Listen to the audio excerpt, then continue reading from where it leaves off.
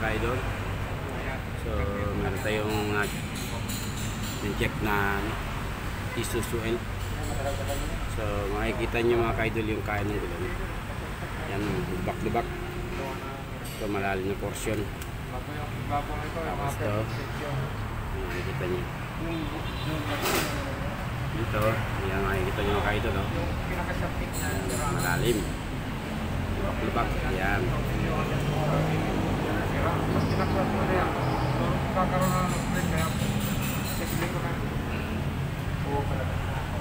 Makikita nyo mga ka-idol yung kain ng gulong. Parang talim ng lagari, lubak-lubak. Yan. So bali ang sira nito mga ka-idol ay suspension upper, center post, saka center link.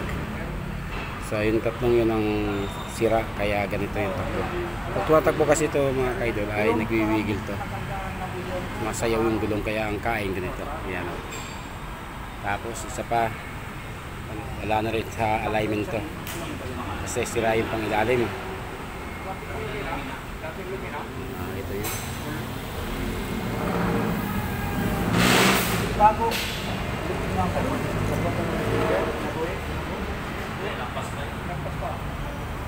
Lampas sa palengke yun eh. Kaya mga ginaldo ay yun. Sa gilid lang yun.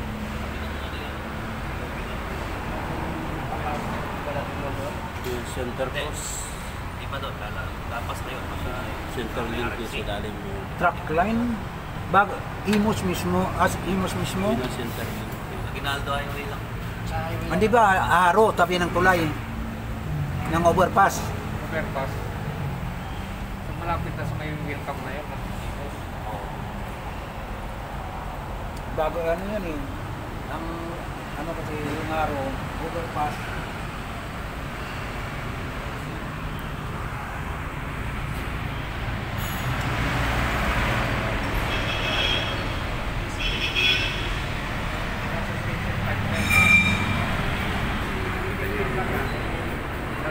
makikita nyo mga ka-idol, no? Talagang napakapangit ang kain ng gulong. So taas, tapos biglang lalalim siya. Yan ang sinila dati dito sa akin ito, palit na, pero yun, 45.